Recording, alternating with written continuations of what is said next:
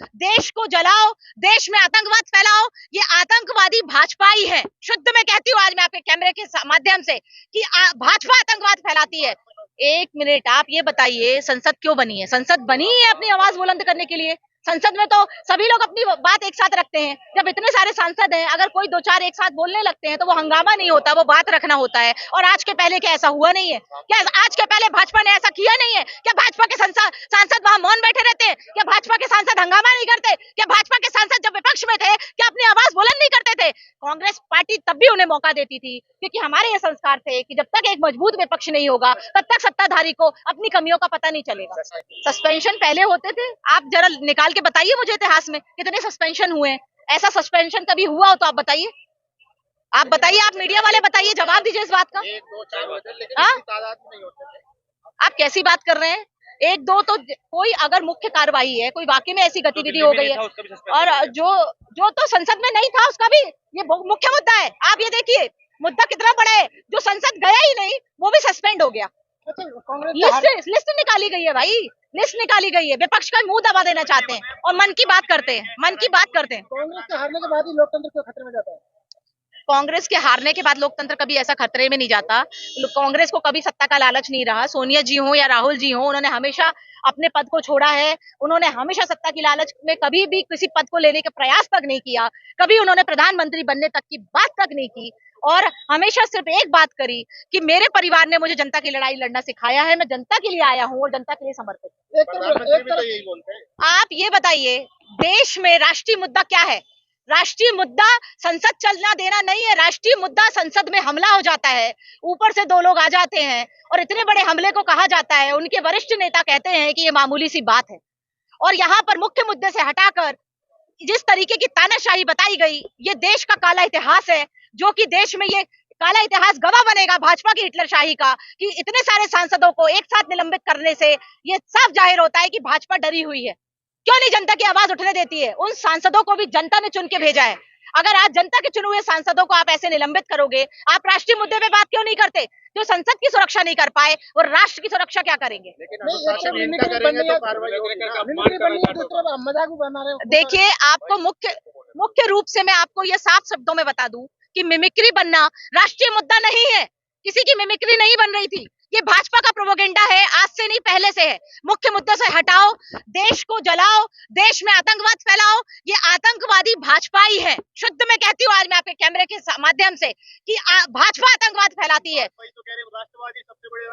राष्ट्रवादी है सबसे बड़े, तभी संसद में हमला हो जाता है। देश की सुरक्षा की बात करते हैं, 56 इंच सीना की बात करते हैं, संसद को बचा नहीं पाए। खुलेआम देश के इतिहास में एक और ये मजाक बन गया कि पूरे वर्ल्ड ने देखा कि संसद में हमारे यहाँ हमला हो गया। वो तो कांग्रेस के लोग थे घुसने वाले। कांग्रेस के लोग थे तो साबित करें। बीजेपी बोल रही है। अच्छा, तो ठीक है, कांग्रेस के लोग भी थे तो सरकार तो भाजपा की है, संसद की सुरक्षा की जिम्मेदारी तो भाजपा की है ना। कैसे घुस गए ये बताइए, कैसे घुस गए? जब भी कुछ गलत होता है तो वो कांग्रेसी हो जाते हैं। मुख्य मुद्दा ये कैसे हो गया भैया? मुख्य मुद्दा राष्ट्र की सुरक्षा है, मुख्य मुद्दा राष्ट्र की सुरक्षा है। टीवी क्या देखे हम? टीवी देखो तो प्रेस बिका हुआ है, सोशल मीडिया खोलो तो पूरा सोशल मीडिया खरीदा हुआ है, क्या टीवी देखे? अच्छा, मुद्दा जो है महिला पहलवान क्यों नहीं है? मुद्दा महिला पहलवान गुर्जर पहलवान को घसीट घसीट के मारा गया। उनका बीजेपी के सांसद को तब तो निलंबन नहीं किया गया। आज बात करते हैं निलंबन की, अपने पार्टी के सांसदों का निलंबन क्यों नहीं करते?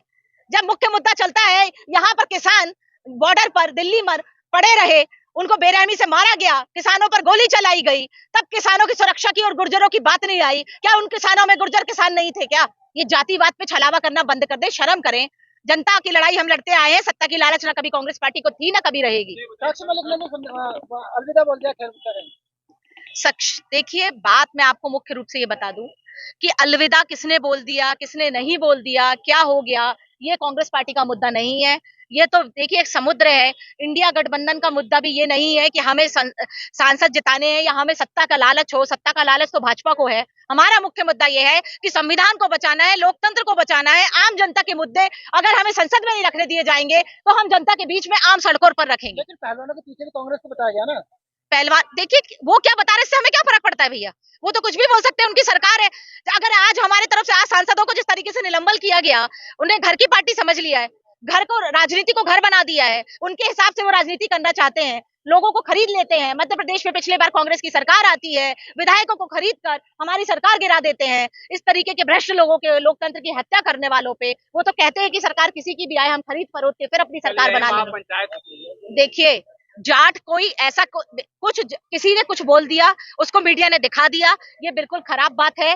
जाटों की बात हो, अन्य दलों की बात हो, कांग्रेस पार्टी एक ऐसी पार्टी है जो सभी धर्मों का सम्मान करती है, सभी जातियों को साथ लेकर चलती है। कांग्रेस के संस्कार में कभी ये ना रहा कि किसी धर्म का अपमान करना हो। गरीबों का मेरे ऊपर विश्वास है। बार बार क्या होता है भैया, बार बार क्या होता है। एक समय ऐसा था उनका खाता भी नहीं खुलता था। घमंडिया वो है, घमंडिया हम नहीं है। ठीक है, ये घमंड तो रावण का नहीं चला, तो उनका क्या चलेगा। इंडिया गठबंधन घमंडिया है। बिल्कुल भी नहीं है। किसने बोल दिया इंडिया घमंड? जिसको सस्पेंड कर दिया जा रहा है वो घमंडिया है। मैम एक जो सस्पेंड हो जा रहा है, जो घर से निकला भी नहीं, जो सांसद बीमार था, जो संसद में गया भी नहीं, वो सस्पेंड हो जाता है, वो घमंडिया है। जो जनता की आवाज उठाता है वो घमंडिया है। जो जनता के लिए लड़ाई लड़ता है, जो लोकतंत्र की बात करता है, जो संविधान की बात करता है, वो घमंडिया है। मतलब अगर आप जनता के मुद्दे उठा रहे हो, आप मुख्य मुद्दों की बात कर लेते हो, आप उनसे 4 सवाल पूछ लेते हो, आप आर्थिक ढांचा जो शून्य हो रहा है देश का, आप उसके लिए सवाल कर लेते हो। अगर आपने सवाल किया तो आपके घर ईडी का छापा पड़ जाता है, या आप सस्पेंड हो जाते हो, या आपके ऊपर कोई पुलिस की बड़ी कार्रवाई हो जाती है। हर 1 मिनट में, पहले आप इस बात को सुनिए, हर 1 मिनट में भारत देश में रेप होता है। और जब महिला पुलिस में पहुंचती है तो वो पुलिस वाले उसे जिल्लत करते हैं। पुलिस प्रशासन इनके कब्जे में है। आज महिलाओं की सुरक्षा की बात करते हैं, 33% की बात करते हैं। हाँ, महिला सुरक्षित है नहीं, घर से निकल नहीं सकती, हर 1 मिनट में रेप हो जाता है, छोटी बच्ची को नहीं छोड़ा जाता। आप राष्ट्रहित की बात करते हैं, आप क्या बात करेंगे? संसद पे हमला हो जाता है। हमारे राज्य में महिलाएं सबसे ज्यादा सुरक्षित है, रेप तो पहले होते थे। आप आंकड़े निकाल लीजिए, आप पुलिस, आप आरटीआई लगाइए। हमारी लाई हुई, हमारी, फिर से बोलूंगी, हमारी मैडम सोनिया गांधी जी की लाई हुई आरटीआई लगाइए आप। माफी मांगेंगे, राहुल गांधी नहीं मांगेंगे। राहुल गांधी माफी क्यों मांगेगा? राहुल गांधी कभी माफी नहीं मांगेगा। डरो मत का हमारा नारा है। राहुल गांधी ने कभी गलती किया था, जब सच की लड़ाई राहुल गांधी ने लड़ी है, न्याय की लड़ाई राहुल गांधी ने लड़ी है। राहुल गांधी ने कभी माफी मांगा था, ना कभी माफी मांगेगा। निरंतर कांग्रेस पार्टी जनता की आवाज उठाते आ रही है। परसों भी जब युवा कांग्रेस का प्रोटेस्ट था तो हमें घसीट घसीट के पीटा गया और गिरफ्तारी की गई। एक महिला, आपकी पत्रकार साथी का भी सर फोड़ दिया गया। जब भी हम न्याय की आवाज उठाते हैं तो भाजपा की यह भ्रष्ट सरकार हमें कुचलने का काम निरंतर जारी रखती है। लेकिन महात्मा गांधी ने सिखाया है कि निरंतर हमें जनता हित में कार्य करना है, तो कांग्रेस पार्टी और इंडिया हमारा गठबंधन निरंतर जनता की आवाज उठाता रहेगा, चाहे ये सत्ताधारी कितना भी अपनी तानाशाही जारी रखे।